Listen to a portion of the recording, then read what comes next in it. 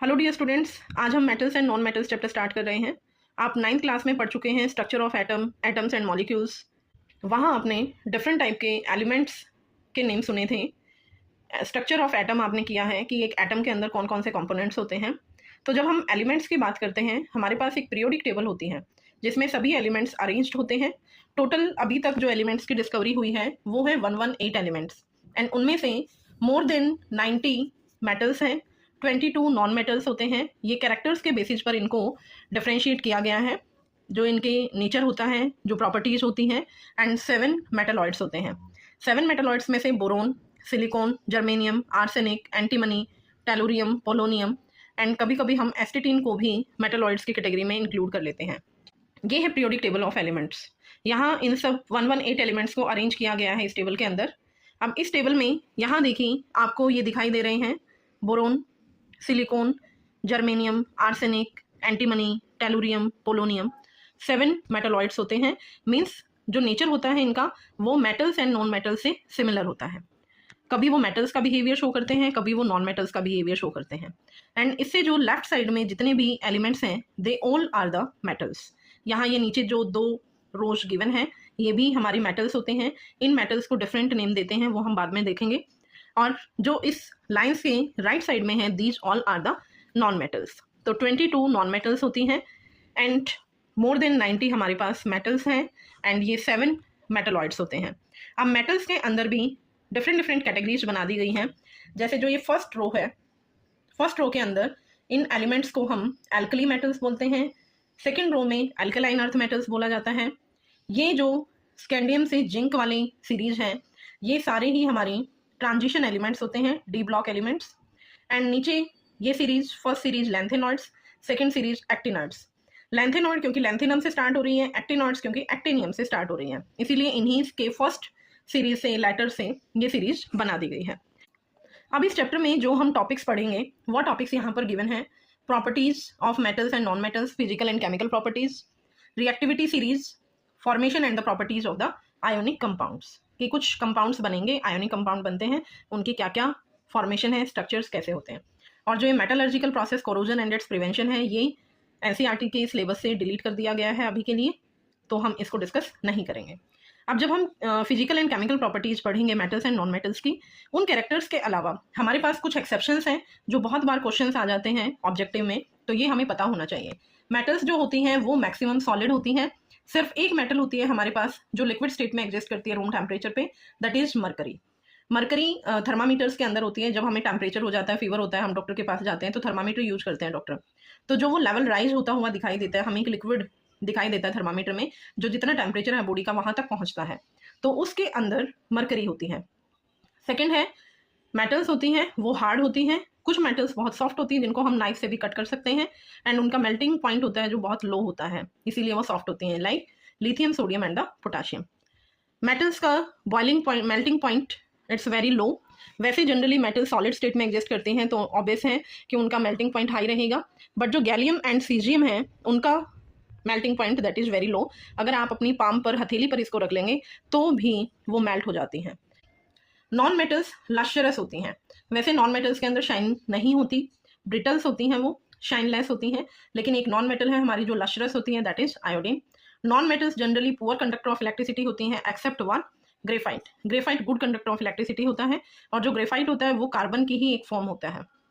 Carbon की एक another form होती है that is diamond, and diamond का जो मेल्टिंग एंड बॉइलिंग पॉइंट होता है that is very very high. Diamond की ज्वेलरी भी बनवाई जाती हैं।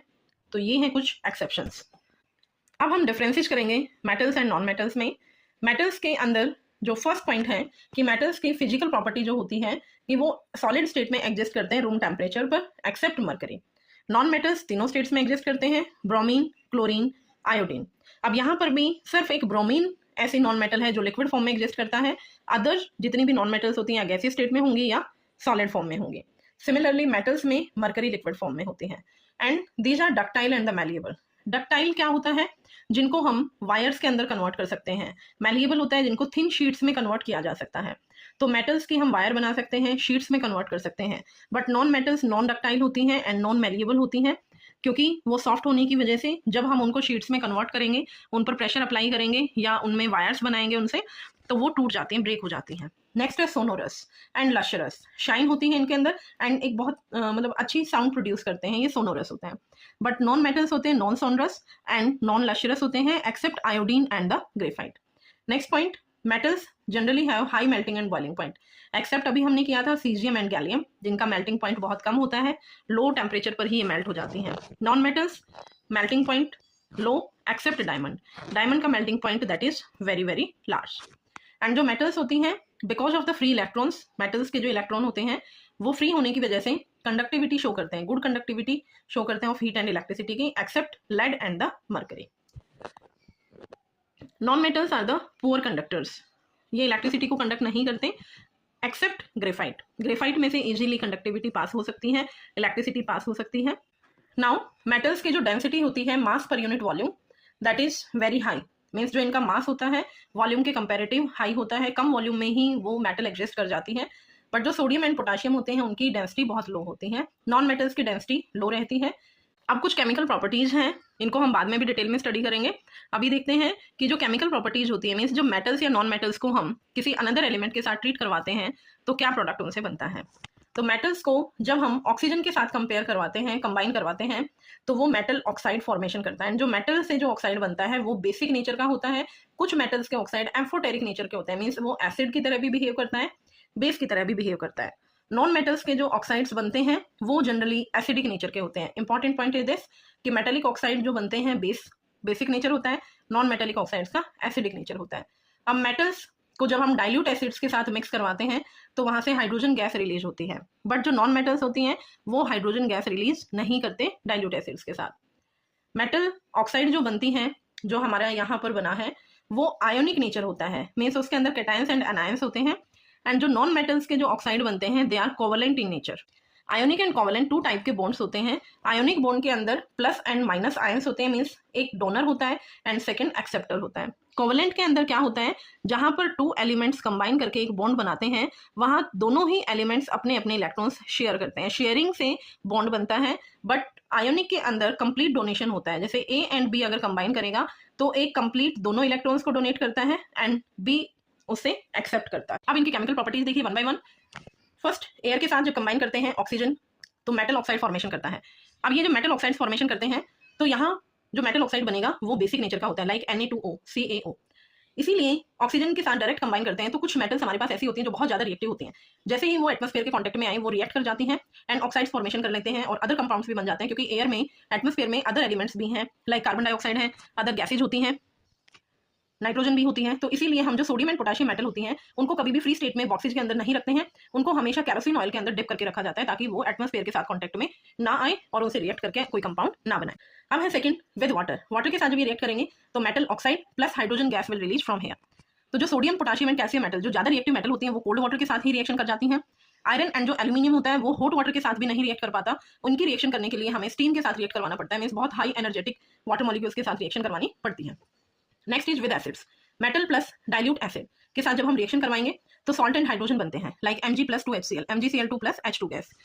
एंड जो कॉपर, मरकरी एंड सिल्वर ये बहुत ही लेस रिएक्टिव मेटल्स होती हैं, हम रिएक्टिविटी सीरीज करेंगे आगे। तो ये लेस रिएक्टिव मेटल होती है, रिएक्टिविटी सीरीज में नीचे की तरफ लाई करती हैं, इसीलिए ये डाइल्यूट एसिड के साथ रिएक्शन नहीं करती, कोई रिएक्शन शो नहीं करते। तो इसे हम अगर इनके साथ रिएक्शन करवाना चाहते हैं तो हमें वहाँ कंसनट्रेटेड एसिड लेना पड़ता है, मीन्स जो आयन की अमाउंट है, जो आयंस होते हैं एसिड के अंदर वो ज्यादा अमाउंट में लेना पड़ता है, वाटर हम उसमें ऐड नहीं करेंगे। तो कंसनट्रेटेड एसिड का एक एग्जाम्पल है हमारे पास एक्वा रिजिया।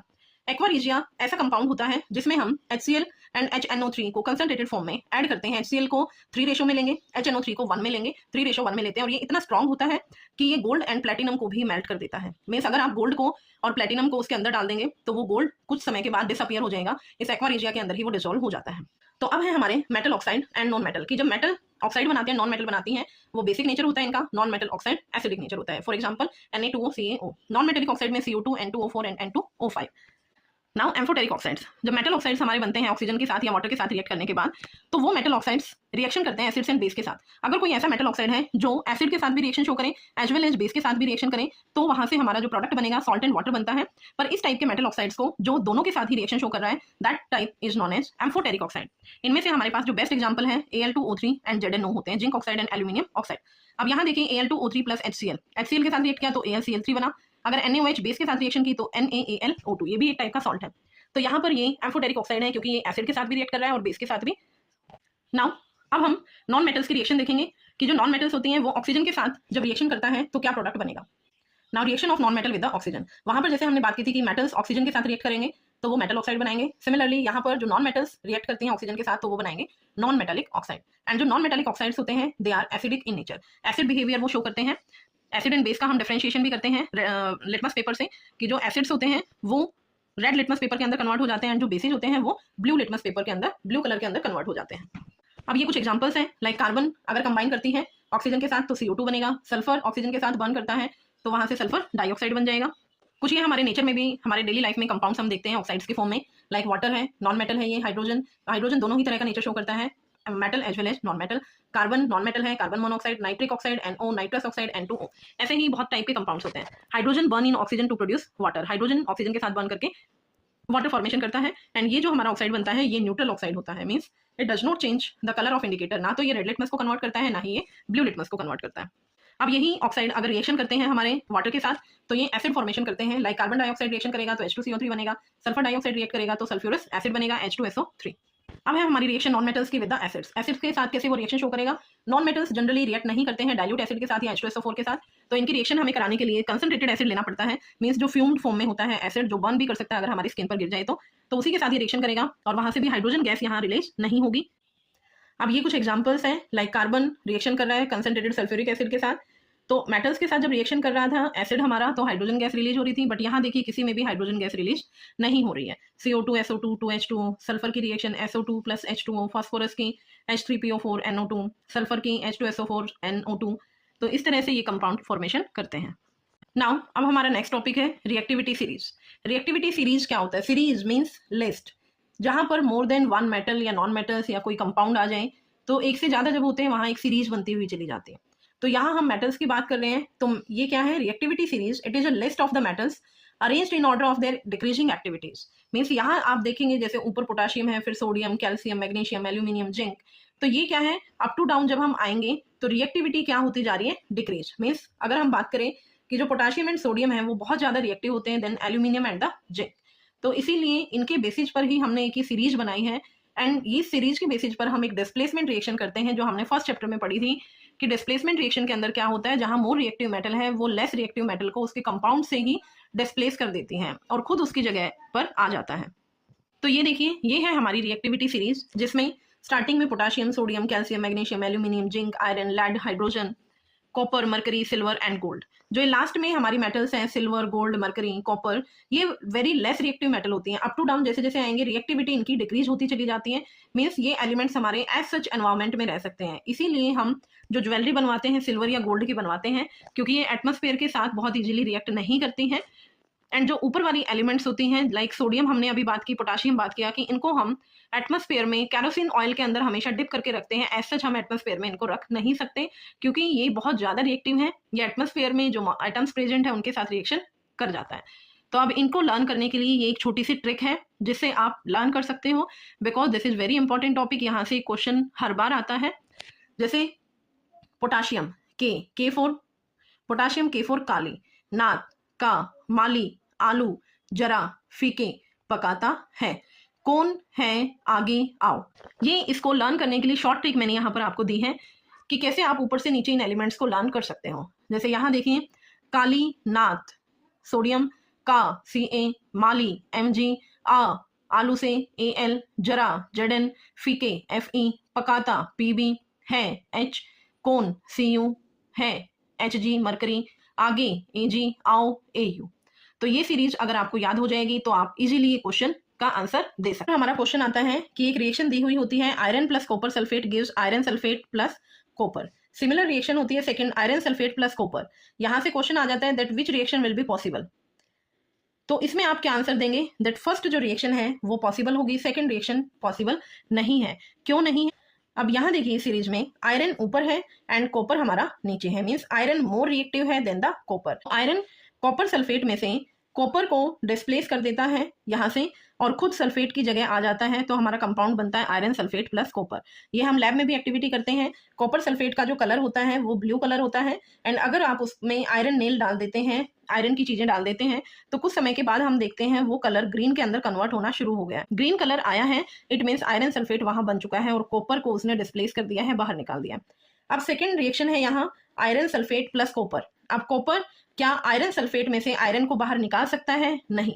क्यों? क्योंकि रिएक्टिविटी सीरीज में कॉपर नीचे है और आयरन ऊपर है, तो आयरन ज्यादा रिएक्टिव है देन कॉपर से, इसीलिए ये रिएक्शन हमारी पॉसिबल नहीं है। अब है हमारा आयोनिक कंपाउंड्स। कंपाउंड्स की जब हम बात करते हैं कि जो मेटल्स कंपाउंड बनाती हैं एंड नॉन मेटल्स कंपाउंड बनाती हैं, मेटल्स के जितने भी कंपाउंड होते हैं वो मोस्टली आयोनिक नेचर के होते हैं, कैटायन एंड एनायन से मिलके बने हैं। कैटायन जो होता है वो डोनर होता है प्लस, एंड जो एनायन होता है वो लेने वाला होता है, एक्सेप्टर होता है। तो अब यहाँ पर आप देखेंगे जैसे सोडियम क्लोराइड की एटॉमिक नंबर अगर आप देखें, सोडियम का एटॉमिक नंबर 11 होता है, कॉन्फिगरेशन 281। क्लोरीन का एटॉमिक नंबर 17 है, इसकी कॉन्फिगरेशन 287। मीन्स अगर ये अपना एक इलेक्ट्रॉन निकाल दें तो ये स्टेबल हो जाएगा, लास्ट वाली शेल कंप्लीट हो जाएगी। एंड अगर क्लोरीन यहाँ से एक इलेक्ट्रॉन ले लेता है तो इसके पास भी 8 इलेक्ट्रॉन हो जाएंगे। तो जहां कंप्लीट डोनेशन से और complete acceptance of the electron से वो स्टेबल होते हैं, तो उस तरह के जो कंपाउंड बनते हैं उन्हें बोला जाता है आयोनिक कंपाउंड। तो compounds formed by the transfer of electrons from a metal to a non metal, that is known as ionic compound, या अनदर नेम हम देते हैं इलेक्ट्रोवैलेंट कंपाउंड। तो जैसे यहाँ सोडियम 1 इलेक्ट्रॉन डोनेट करेगा, क्लोरीन 1 इलेक्ट्रॉन लेगा। नेक्स्ट हम देखते हैं मैग्नीशियम क्लोराइड। मैग्नीशियम का 12 एटॉमिक नंबर, कॉन्फिगरेशन 282। तो इसके पास 2 इलेक्ट्रॉन्स ज्यादा हैं, बट एक क्लोरीन का हमने देखा 1 इलेक्ट्रॉन उसे चाहिए। अब सेकंड इलेक्ट्रॉन को लेने के लिए हम सेकंड क्लोरीन यहाँ पर यूज करेंगे। तो 1 मैग्नीशियम, क्योंकि उसके पास 2 इलेक्ट्रॉन एक्स्ट्रा है तो वो 2 इलेक्ट्रॉन्स को लेगा, तो 2 क्लोरीन्स हम यहाँ यूज करेंगे। तो इस तरह से हमारे कंपाउंड बनते हैं, ये आप देख सकते हैं। मैग्नीशियम के पास 2 इलेक्ट्रॉन एक्स्ट्रा है, एक यहाँ से ये क्लोरीन को देगा और एक इधर से इलेक्ट्रॉन को देगा, और 2 क्लोरीन से इनसे इलेक्ट्रॉन एक्सेप्ट कर लेंगे, जिसकी हेल्प से मैग्नीशियम पे 2 प्लस चार्ज आ जाएगा। 1 क्लोरीन पर 1 माइनस है तो 2 क्लोरीन पर 2 माइनस। तो यहाँ प्लस एंड माइनस से जो कंपाउंड बना that is the cation and the anion, and compound name is the ionic compound. And जो आयोनिक कंपाउंड होते हैं वो स्ट्रॉन्ग बॉन्ड होता है इनके बीच में, एंड इनका जो मेल्टिंग एंड बॉइलिंग पॉइंट होता है that is high. Covalent compounds non metals बनाते हैं, वो शेयरिंग से बनाते हैं। जैसे कार्बन के केस में हम देखते हैं, कार्बन का एटॉमिक नंबर 6, 2 4 इलेक्ट्रॉनिक कॉन्फिगरेशन। अब ना तो ये 4 इलेक्ट्रॉन इसको देना इजी है इसके लिए, ना ही 4 इलेक्ट्रॉन को इसको देगा, तो ये क्या करता है अपने 4 इलेक्ट्रॉन्स को शेयर कर लेता है with another element. Like carbon compound बनाता है हाइड्रोजन के साथ CH4, तो हाइड्रोजन के पास 1 इलेक्ट्रॉन है, 1 इलेक्ट्रॉन हाइड्रोजन अपना देगा, 1 इलेक्ट्रॉन कार्बन देगा, तो 2 इलेक्ट्रॉन से बॉन्ड बन जाएगा। सेम यहाँ 1 इलेक्ट्रॉन ये इधर से देगा, 1 इलेक्ट्रॉन इधर से देगा। तो इस टाइप से जो कंपाउंड बनते हैं by the sharing of the electron, that is known as covalent compound. तो ये वीक बॉन्ड्स होते हैं, इनका मेल्टिंग एंड बॉइलिंग पॉइंट थोड़ा लो होता है देन द आयोनिक कंपाउंड से। ये था हमारा आज का लास्ट टॉपिक। आई होप आपको ये पसंद आया होगा। Thank you, bye bye.